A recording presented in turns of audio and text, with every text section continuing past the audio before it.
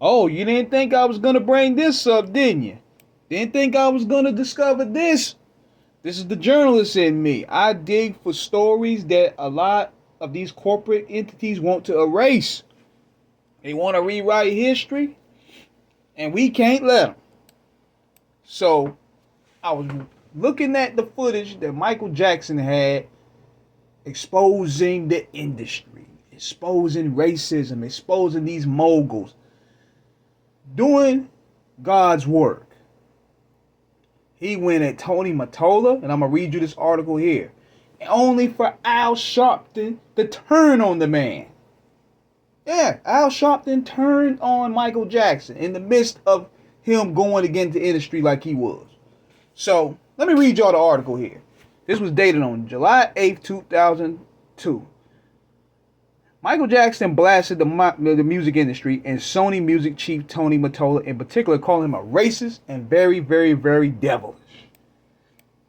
Jackson made the remarks Saturday at the Reverend Al Sharpton's National Action Network headquarters in New York City, Harlem neighborhood. Jackson is currently at odds with Sony over the disappointing performance of his latest album, Invisible, as well as the label's alleged refusal to release his charity single, What More Can I Give? During his appearance, Jackson told the crowd that the music industry cheated and stole from artists, especially black artists. He said of Mottola, he's mean, he's a racist, and he's very, very, very devilish. Jackson also claimed that Mottola has used a racial slur when referring to an African American artist he would not identify. Now watch this here. Sharpton, surprised by comments, defends Tony Mottola. Sony released a statement in response to Jackson's remarks and said they were ludicrous, spiteful, and hurtful. It seemed partly bizarre that he had chosen to launch an unwarranted, ugly attack on an executive who had championed his career and the careers of many other superstars for many years. We are appalled that Mr. Jackson would stoop low on his constant quest for publicity. Al Sharpton come in and talk about, well, taken back and I'm surprised. I've known Tommy for 15 to 20 years and never once known him to say or do anything that would be considered racist.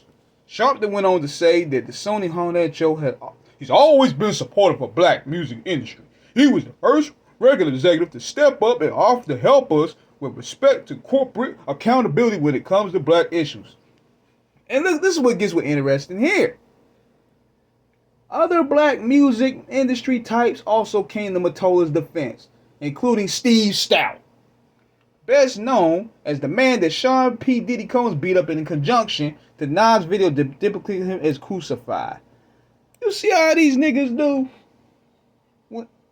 When it really get real, them knees start buckling. They start trickling down their cheek. When it start really to go against the real power players. Cause see what Michael was doing, he was naming names. And now, they were like, man, I don't agree with that. You knew exactly what was going on, but now you knew your bag was in order. So what happened was, he started getting them phone calls from Sony. Not to mention, those donations that Al Sharpton was getting from Tony Mottola, he started thinking about that shit.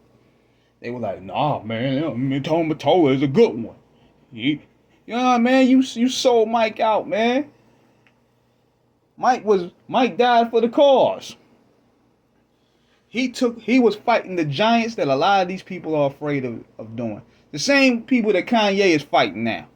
It's the Doug Morrises of the world, the Clive Davises, the Lucien Granges, the Irving Alzoff. Those are the real giants. The Leo Cohens, all those people.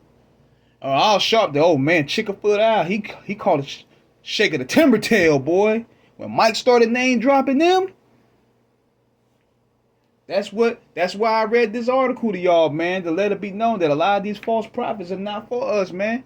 But yet in depth, he came to his eulogy. I'm like, nah, it don't count to me. You didn't ride with him. You thought about your bag. And that's how they all do. But then when you pass away, they all want to be at your funeral. They want to give hugs and speak highly favorite of you. No, it don't work that way, homie. But I just wanted to share that with y'all, man. So in case they want to rewrite history, especially with some of these Michael Jackson documentaries that's going to be coming out. He got a movie coming out next year, I believe. So you're going to see a whole lot of rewriting the history. And that's why us journalists and people that's true to the cuff and people that live through these moments and experience these moments or have to be out there front line to combat this crap. So let me know what you guys think in the comments, man. Subscribe, hit the like button, holla.